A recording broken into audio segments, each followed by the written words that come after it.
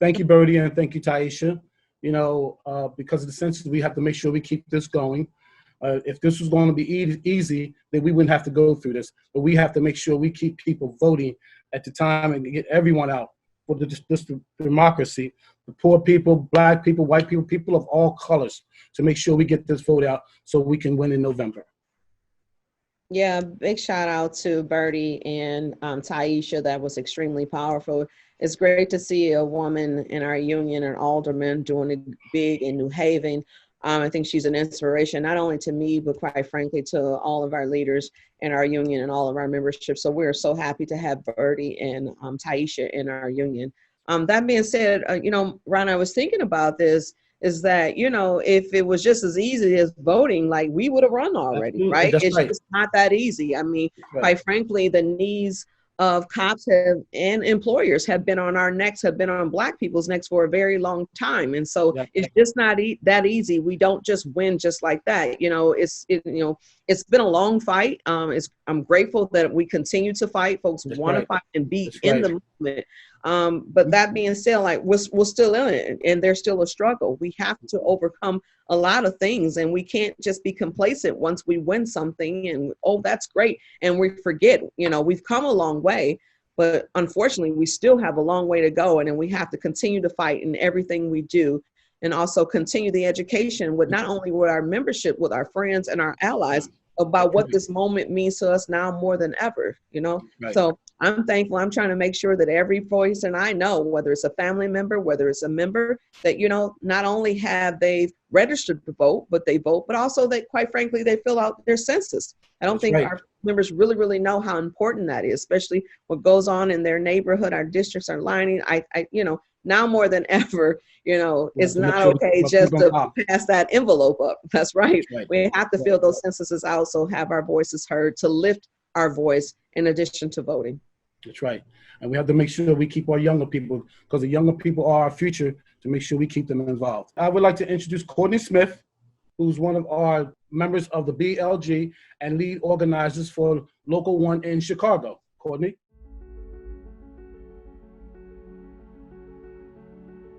Good evening, everyone. My name is Courtney Smith. I'm the lead organizer with Unite here in Chicago, and I'm also a member of the Black Leadership Group. Today, August 6, 2020, we celebrate the 55th anniversary of the signing of the Voting Rights Act. Today marks a tremendous moment in American history where Black people won the fundamental right to vote.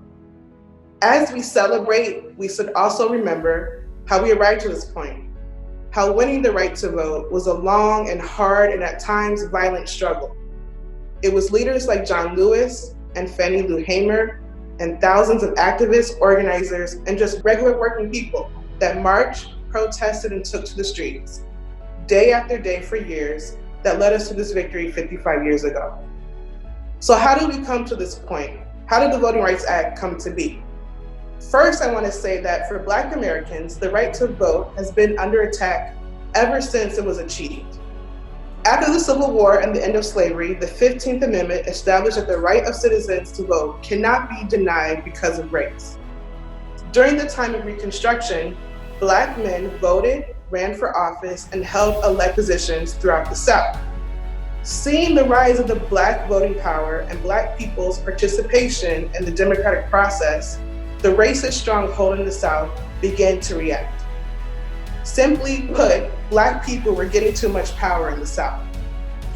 As Reconstruction ended, whites in states like Virginia, Louisiana, Mississippi suppressed Black voting power by using violence, lynching, terror, economic retaliation, and Jim Crow laws, including poll taxes and literacy tests. These repressive and violent tactics continued for decades, well into the 20th century. By 1940, only 3% of eligible African-American voters in the South were registered to vote. In 1962, a little more than 5% of Black folks in Mississippi were registered to vote. Then comes the Civil Rights Movement of the 1960s.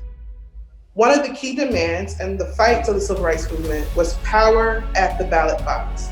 In 1964, civil rights activists and young people organized the Freedom Summer Project to register Black voters in Mississippi and to confront Jim Crow voter suppression.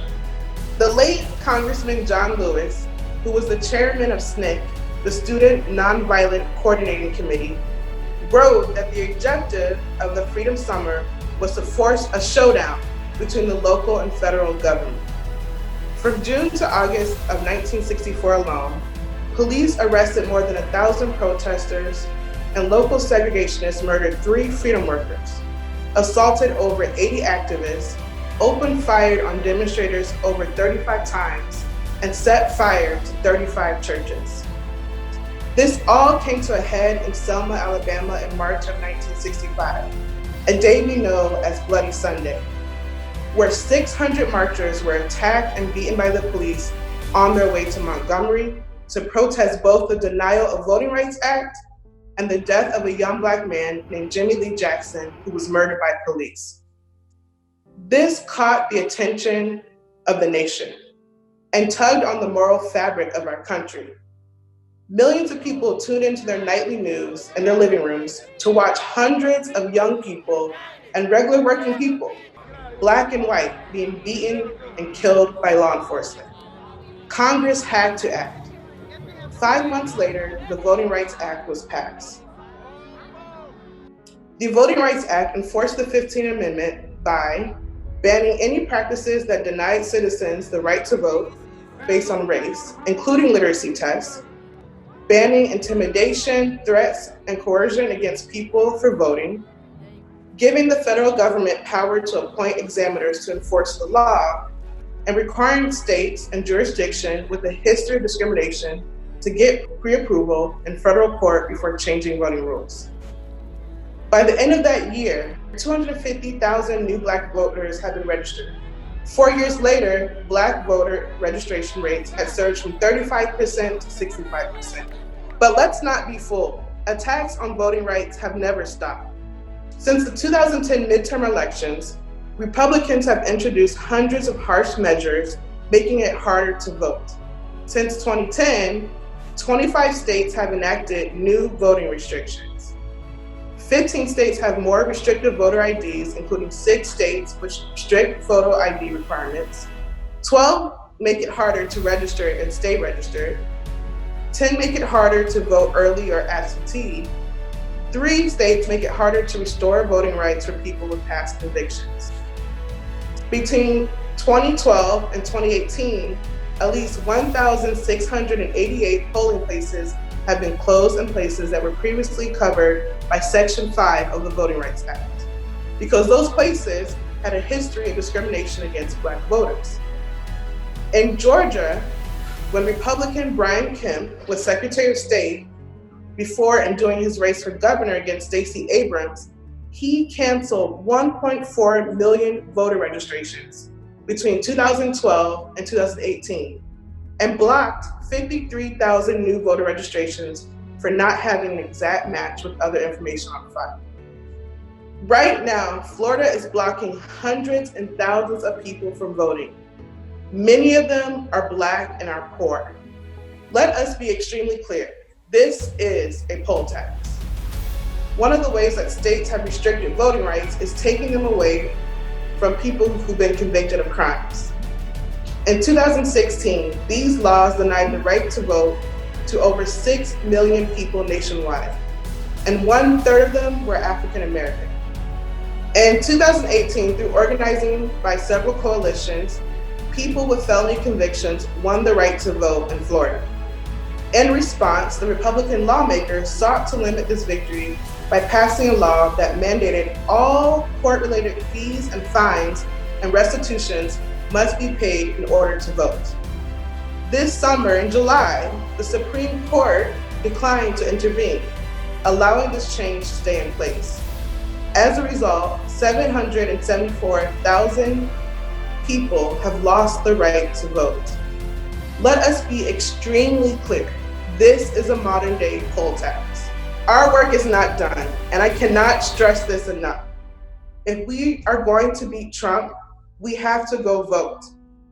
Our ancestors fought tooth and nail, put their lives on the line for our rights, and it's our duty to honor them. It's going to be tough. There's a lot of hate out there. There's going to be a lot of dirty tricks when it comes to the election day. But we will overcome, just like we have done for generations and generations before.